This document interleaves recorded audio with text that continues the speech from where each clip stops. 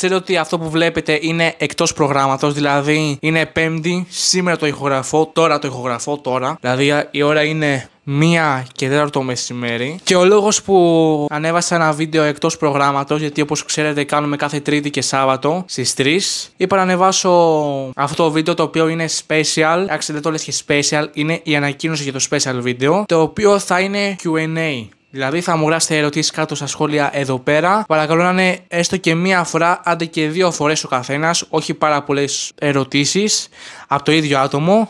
Οπότε αυτό ήταν πάνω κάτω η ανακοίνωση. Σας δίνω περιθώριο μέχρι την Κυριακή το βράδυ, 10 η ώρα περίπου. Θα σας δώσω ένα περιθώριο ώστε να γράψετε ό,τι θέλετε, είτε για το κανάλι, είτε για μένα, είτε για κάτι άλλο μελλοντικό που θα γίνει στο κανάλι. Αυτά παιδιά, ευχαριστώ πάρα πολύ για όσους κάτσατε μέχρι εδώ.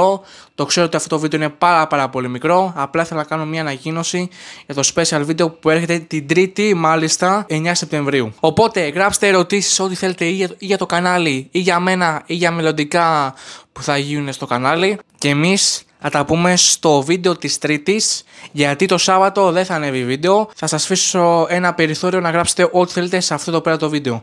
Οπότε αυτά παιδιά, like, εγγραφή και κοινοποίηση για να το δουν όλοι οι φίλοι σας. Και πάμε να δω πολλά σχόλια σε αυτό το βίντεο, γιατί θα είναι το βίντεο το οποίο θα μπορείτε να δείτε τον εαυτό σας σε ένα βίντεο δικό μου. Πρώτη φορά το κάνω, ναι, το ξέρω.